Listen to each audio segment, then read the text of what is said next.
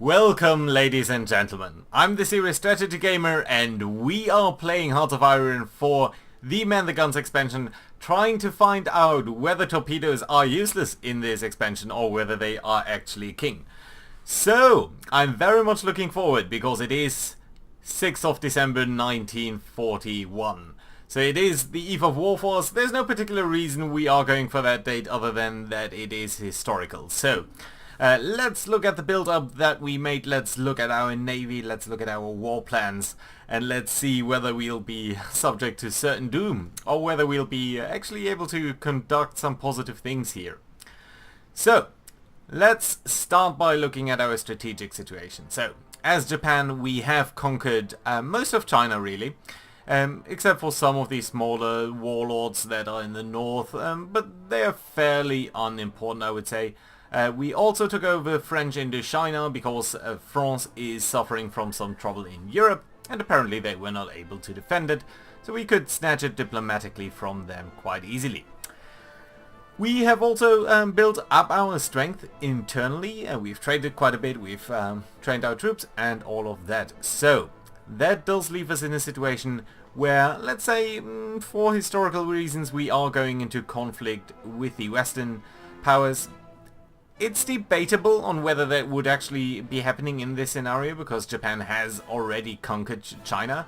But you know what, for the moment we are gonna assume that we are diplomatically and intellectually, ideologically in conflict with the West. So, given that we are in war with the West, there's one particular essence of the new expansion that is troubling for us: fuel. So, we have fuel reserves of about 2.2 million units, which is actually pretty significant. That's a lot of build-up, and that's only because we have built quite a number of fuel silos. So, that is good on the one hand, so that's a significant build-up. On the other hand, you can see that our navy, should we use it, requires 20,000 fuel a day, so that means we only have about 100 days worth of full operations. So that is particularly troubling. You can also see the Air Force does consume quite a bit of fuel, and it will probably start to do that very soon. So we definitely need to get more fuel. You can see where we're getting most of our fuel from. Currently that's from 16 Oil, so we need more oil. There's only one place in Asia where there is oil, as I'm sure some of you know, and that is the Dutch East Indies. Historically, they were at the time one of the biggest oil producers in the world, much bigger in fact than Saudi Arabia, which only has very limited amounts of fuel, somewhat on par with Romania.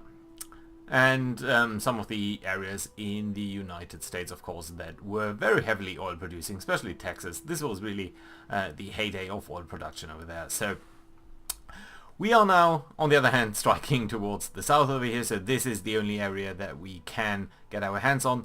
That does require that we declare war on the Dutch. The Dutch are in the Allies because the Allies, because the German Reich attacked them, and that does mean we'll be in conflict over here. One of the most important areas down here is Singapore. That is really dominating. It's a big naval base. It was the centerpiece of the United Kingdom's strategy that historically fell horribly badly on its foot, because really they were centering everything around Singapore, even the defense of Australia. So the defense of the entirety of Asia relied on being able to defend Singapore, and bringing in forces there quickly enough should the war with Japan escalate at any point. But historically the United Kingdom did find itself in conflict with the German Reich, with Italy at the same time, and that did mean that it didn't really have the resources to bring too much naval capacity towards Singapore quickly enough. So they only brought historically force that, so some 2 heavy ships into Singapore, and they were pretty much eliminated because Japan did have air bases in French Indochina, because they were able to take that over from the French. So you can see also we do have in fact quite a couple of air pieces stationed here, so as you would sort of expect, we will be supporting the war down here. On the other hand, we will, of course, that will very likely bring us into conflict with the United States, with a forward base in Pearl Harbor, so on the Hawaiian Islands over here. And they will probably send their fleet towards us and try to disrupt us, either in the sort of South Pacific, where all of these islands are, or even directly go to the Japan. So far, that is all pretty historically, and that is what Japanese planners expected. So they went for the decisive battle doctrine, where they imagined they would have battleships that would be individually much stronger than the United States battleship, and they would sort of attrition the American forces as they are steaming towards Japan. Now, that did not quite happen, even though the Americans sort of expected it in the same way.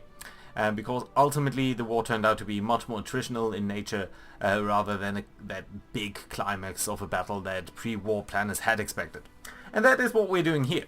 So we are recognizing that A, there's an attrition event, and B, we are trying to turn that on its head a little bit. So as the Japanese thought that they would need to whittle down the American forces as they came towards them, they developed one of the best torpedoes at the time.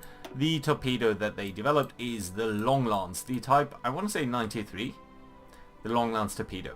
That does give us, in the game, torpedo screen penetration. Historically it was just a very heavy, long-ranged torpedo that they got because they developed basically a pure oxygen tank. So they were able to fit in basically more fuel and more oxygen in a single torpedo. So around that we have built our fleet to take them on. The Japanese, of course, historically built some of these super heavy battleships and such. A lot of carriers as well. That's not what we did. We did build up the torpedo cruiser. The torpedo cruiser, let's have a look at them. We do have various of them, and this is a horrible interface to me. We actually do need outdated equipment. So, we have designed the Kawakaze class. That is the first torpedo cruiser that we have built.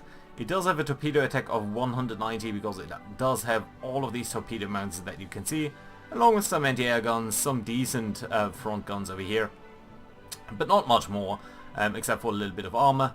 We also have the updated version of that, the Kawakaze class, in two configurations really. There's only a minor difference.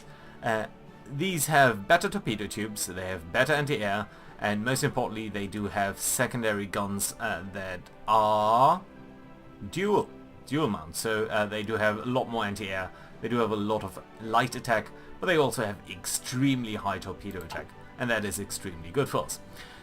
The intermediate variant only, I think, varies in the radar design. So yeah, these guys do have radar, they are very good at detecting things, so we hope that these guys will be able to whittle down the US Navy.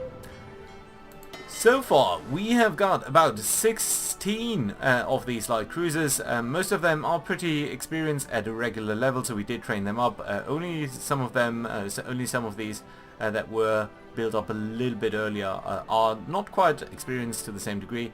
And you can also see that we have built up more torpedo attack even. So we did go ahead and research, of course, trying to maximize our effects that we can have, that you should be able to see in the research screen. So yeah, we did go ahead and research the magnetic detonator, one of the things that was historically very difficult for most navies to handle. Both the Americans and the Germans had huge problems with their magnetic detonators and missed a lot of opportunities to sink enemy tonnage. We've also developed the homing torpedo. I think only the Germans really used that in World War II. I'm not sure whether the Japanese ever did. Some American developments were happening very late in the war, but only the Germans sort of used it regularly, and that does home into the acoustic sounds of predominantly the propeller. That does give us better torpedo attack. I'm not sure whether that is what I would have expected over here, but even though it's a little bit ahead of time, it would have been due in 1942. We've researched it ahead of time, just to make sure that we are getting this whooping plus 40% damage on these two things combined. So yeah, I would really look forward to that. We're also trying to find the new medium caliber shells. We'll also probably be doing some more damage control drills, some firing control methods, I think all of them would be very welcome, but even as is, we have neglected quite a couple of other things in favor of our naval build-up. So even naval doctrine isn't really up to date. Our airplanes are somewhat okay, but our air doctrine is horrible. Our land doctrine is sort of okay, but not great. Artillery is behind time, really. We didn't develop any armor, although we don't really need to. Our support brigades are somewhat behind, and our infantry equipment even is behind. And that is something that I do like to research pretty aggressively normally, because it does give the bulk of your forces quite a bit more to do with. So that's the research in an essence. I should also mention that we have researched quite a couple of things in the electronic engineering tab, and that is really what was sinking time for us. But I find that with the new expansion you have to research quite a couple of things. So firstly, the radar installation, so that your ships can get better radar, and we'll probably need to research this at some point, because that gives us better attack values, and that I think is very welcome. Also, just all of the encryption, decryption tech is extremely important. Industrial-wise, we're a little bit behind, but not too serious, I think. Right, we are currently researching a couple of things, naval traditions, better artillery, so that hopefully our forces will be a little bit better, but most importantly I think encryption and landing craft, which will come in a little bit more than a month. So, let's look at our concrete military plans, and then maybe revisit also just, you know what, let's actually start with Europe. So in Europe, last time we did talk a little bit about Norway. Very shortly after the last episodes, Norway did fall, and Germany now occupies the entirety of that, so that is very nice for us to see, because as Japan we are somewhat rooting for them. But on the other hand, their advances in Africa aren't really going that great. They still do have forces here, but they seem to be suffering from quite a bit of attrition. I don't think they are able to supply them very well. So all in all, it just doesn't seem like they're doing too well down here. It's sort of a jig job, but all in all, I wonder whether that was such a good idea. I mean, they do have quite a couple of good tank divisions, 3 tank divisions down here in Africa, in this part of Africa more precisely. Northern Africa they lost entirely, and Italy even hasn't been pushing back on that as far as I can tell. A little bit of Germany down here in Greece. Yeah, Italy did take on Greece, even though Yugoslavia was never conquered. But most importantly and most worrying to me is this. This is the Soviet front, and it's December 1941. Germany did declare war on the Soviets somewhat historically around June, July 1941, and they never really got further than this. So they're not being pushed back at this moment, but compared to their historical advances, they should be well close to Leningrad. They should even be advancing on Moscow right now, and they're really not doing that. So the Soviets are doing much better than it would be expected, and I think that's a little bit due to the bad performance of the Germans in Norway and in Africa, so that does seem to dilute their forces somewhat. They also seem to have a surprising amount of reserves scattered out through the Reich, I have to say, if I look at that. So I'm not sure what they are doing, but I think they should be pounding the Soviets a little bit harder, otherwise we are in trouble. We are in trouble anyway, because we are getting into war with the United States. We don't have too much detail on their build-up. Now they have about 400 ships, which is much more than we have, and about 4,000 planes, which is again much more than we have. We also know that their military staff is focused on naval aviation and carriers, which does tell us they'll probably be very strong on that, but much more we don't know. We do, however, know about their industrial capabilities. They have about 60 dockyards, about 120 military factories, and 200 civilian factories. Let's compare that to our build-up. So we have 40 dockyards, so they have 50% more than we do. So I really hope that our torpedoes are going to make the day. We are churning out torpedo cruisers very quickly, and we are building more than 3 per year for all of these lines. So that's more than 12. Let's call it 13 destroyers. 13 torpedo cruisers per year. So hopefully we'll be able to. Hopefully they'll prove worthwhile. We're also building quite a couple of other things with our pitiful 60 military factories. So on land, we're even worse. It's about 50% of what the Americans have, as much as we do, and then again. And in terms of military factories, we are also just way behind. We've got about a third of what the Americans have alone. So yeah, this is going to be a tough war. We do have one thing going for us, and that is Tora. So once we will get into war with the Netherlands, United Kingdom, United States or France, we will get some benefits, naval targeting, bombing, efficiency, but port strike in particular. But right now, and again, carriers are not really the focus of our military. Right, so let's look at the situation.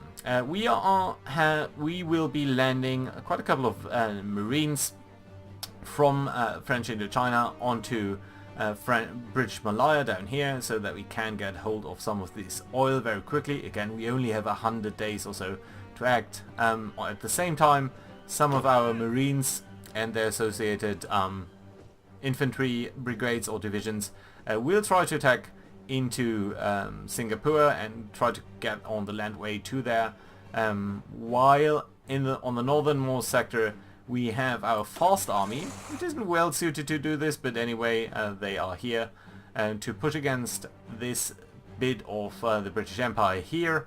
And we do have the second army, which is mainly made up of Manchu Cow infantry with a sort of MISC, to say the best, MISC setup of infantry equipment. I've deliberately kept these guys a little bit weaker because I do want to roleplay here a little bit and just not overwhelm India. It's easy to overwhelm the AI if, as Japan, you have conquered China already, and that wouldn't be too historical. So we will be keeping only this one division over, so this one army over here.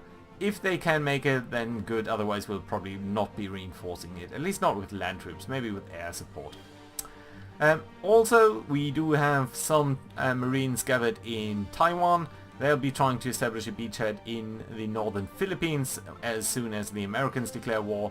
And then we will be trying to bring in the first army onto the Philippines, or half of the first army onto the Philippines, while the other half will be dealing with Hong Kong, hopefully very quickly overrun it, and then they too can join in the fight on the Philippines as soon as we at least have another naval base so that we can bring in sufficient supplies. That will be it for the most important army movements. We do have another army up here, the third army guarding the border with the Soviet Union. Again, that's a little bit role-playing. We do have a treaty with them that should prevent them from attacking. We also have quite a couple of divisions on these little islands scattered around. They're honestly not very good divisions. They're simply small little bumpers for the Americans to hopefully not be able to take on any of that without any effort. So they should at least bring Marines, and that will bring us the ability to maybe disrupt their forces while they're trying to land. So hopefully all of that region will hold out. Also, in terms of our infrastructure, we have built up quite a couple of radar installations that do cover more or less of this ocean, and that I think will be extremely useful with the new mechanics, where you need to find a fleet first. Particularly the naval installation, the radar installation down here in French Indochina does do a lot for us. It covers all of Malaya, it covers all of the Gulf of Thailand, most of Southeast Asia, and a lot of the seas, so that is extremely helpful. Some of the other ones could be bigger, but again, coast of Japan is covered by this radar, so I do like that. We are of course building up more of these as we go, very frenetically indeed actually, trying to build up these radar installations, and they should be coming in online one by one, so I think that will be fine and lovely. Good.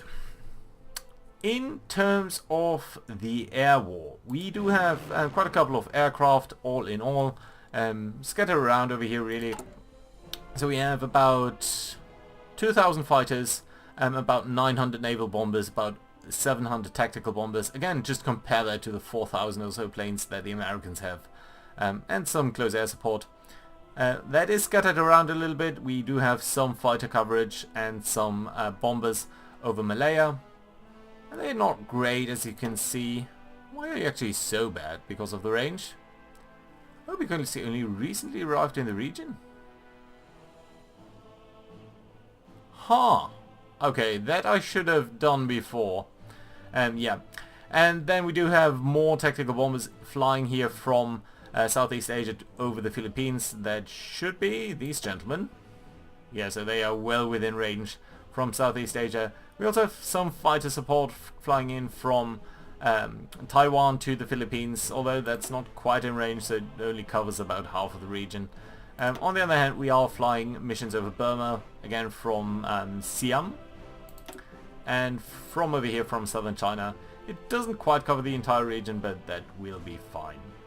We also have quite a couple of aircraft missions over the various regions here in the Pacific, primarily so that we do find enemy fleets and that we maybe bomb them. We do... Ooh, wait a minute, port strike? I didn't mean port strike.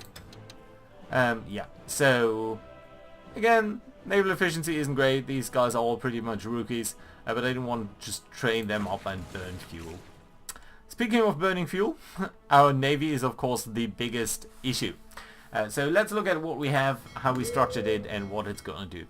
We do have the firstly, the Dai 1 Kantai does include most of our heavy assets. In particular the Kidobutai, which does include all of our carriers. We do have 6 carriers at this moment, with varying degrees of deck space. Some of them have 60, some of them 40, and one even has only 20. Ooh, I was able to get all of these extremely quickly. And most of these carriers do carry an assortment of carrier fighters and naval bombers. Some of them also have close air support. It's sort of a mix really. I mostly go for 50-50 with a little bit of close air support sprinkled in, because we do expect naval battles to occur very quickly. We also have in the Kidobutai, so this is by far our strongest group in terms of conventional weapons, apart from the torpedoes of course. We do have the Fuso, Easy, Yamashiro and Higoya Fuso class battleships. These are all extremely good battleships. These were upgraded, and we should really have a look at them, I think, because I'm really proud of these guys and it's exciting to do this. So this was the original Fuso class, sort of a relic of World War I even. Very mediocre guns, very little to be said about that in any other way.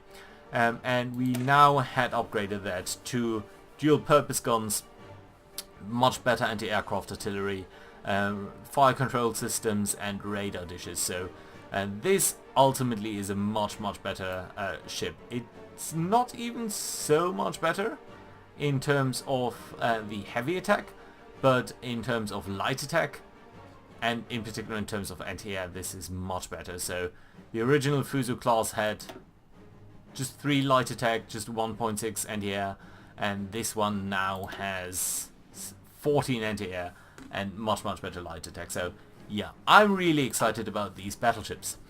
There is an issue though, and that is because of our build-up of light cruisers for the torpedoes, we were never really able to upgrade our existing light cruisers. And that means they have pathetic anti-air. They have very little light attack. They are honestly not very good ships. Some of them even don't have any anti-air guns. And I'm reluctant to upgrade them because just due to the mechanics of the game, you can see that one of these light cruisers costs about 3,000 or so production points, and upgrading them would cost about 1,000. So it really doesn't seem worthwhile. And maybe at some point we will need to provide further light cruisers or other escorts for the Kidobutai. Other than that, this will be one of our main striking assets. We do hope that our first torpedo force is going to whittle down the enemy forces, but we'll have to see with the Kidobutai to finish off the rest. We also have the first heavy scout force, which does include the Congo class battle cruisers actually, but they are very good heavy hitters. I really like this ship. It's a very good ship. Right. It's somewhat similar to the battleships, except that it's faster. Otherwise, the equipment is pretty similar. We have put it into a different fleet because it's faster, and that might be useful.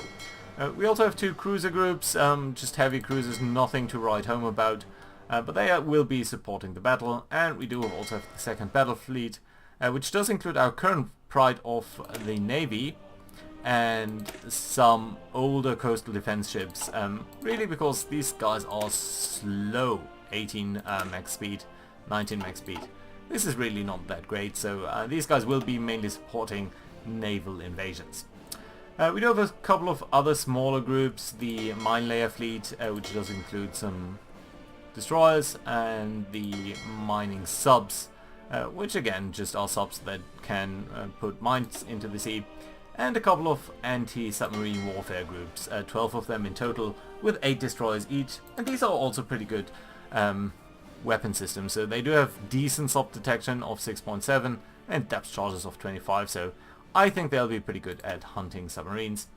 And of course, if we do look at the resource map mode, you can see all of the resources coming into Japan, so that is really an important thing to defend against enemy submarines. I don't think the Americans have too much submarines in the beginning of the war, but I feel very threatened by that. All of our resources coming in from China and all of our supply routes going into all of these Pacific islands do really mean that we do need to defend ourselves. So what we did with the anti-submarine warfare groups is we put them into convoy escorts pretty much over here and over here. And you can even see the game is sort of warning me that that doesn't seem to be sufficient, but we'll have to see. We also have lastly just minesweepers, just destroyers with minesweeping gear. I think they'll be fine. Probably we don't need that much. In terms of the build-up, is we've concentrated most of our forces down here. We've put the Kido Butai and the first heavy scout force with the Conquer classes in port, and they'll be waiting here for a battle to occur, and then they'll steam out. And the reason for that is because they are really heavy fuel guzzlers, and I think we should see that over here. Yeah, so the Kido Butai alone has a capacity of guzzling 7,000 fuel, and that's about a third of our entire navy. Just compare that, by the way, to the first torpedo fleet over here, which only carries about 3,000. So yeah, I think that's nice. Yeah, again, these 2 heavy fleets will be in port and waiting for other stuff to occur. We do have the cruisers, the heavy cruisers that will be guarding over here. And we do have our first submarine group, first submarine fleet, with all 4 task groups staying in the Straits of Malacca, just waiting for reinforcements for Malaya, just trying to sink a lot of British convoys, and hopefully getting Admiral Yuzabura Osawa to level up. It would be extremely great if he would gain the Seawolf ability. We can pick up a couple of traits, and that would allow us to pick the Lancer and Loading Drill Master and even maybe Torpedo Expert, and that would be brilliant to put him in charge of the first torpedo task force of these light cruisers. Likewise, we do have the 2nd submarine fleet with again 4 task forces.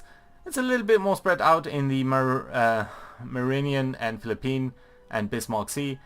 Pretty much it's there to prevent any reinforcements coming in for the Philippines should the Americans join the war early. We'll have to see how good that really works, but I'm hopeful. And again, if this admiral would get the Seawolf ability, that would be fairly great because we could pick all of these things. Right, what else should I say? Oh, lastly, I forgot about the torpedo boats. These destroyers really are, they aren't quite as, they're actually pretty good at attacking. They just have very little health points, so they are a little bit glass cannons, and I'm not too sure whether they'll actually be able to do as much damage as these light cruisers. So we'll have to see about that. I'm more tempted to call the light cruisers our main capacity, but again, we'll have to see about that. Good. I think that's about the overview, and we are at the 30-minute mark, so I am going to put in a cut. I know I haven't advanced the game, but I did want to talk about our plans a little and see what is going to happen next time. I think I'm going to record the actual start of the war, and at least the campaign towards Singapore, and our landings in Malaya and the first naval battles, and then we're going to probably skip towards the first real naval battles or major engagements, where we can talk a little bit about the results in terms of what our torpedo cruisers did and whether they were actually doing good. What do you think? Are we gonna make it? I've been playing Hearts of Iron for years. I've been playing the first Hearts of Iron game when it came out, and whenever there's a change in the mechanics, I'm always eager to find out what's gonna happen. So here we go. Tomorrow we'll know more. Thank you guys for watching. See you then. Bye bye.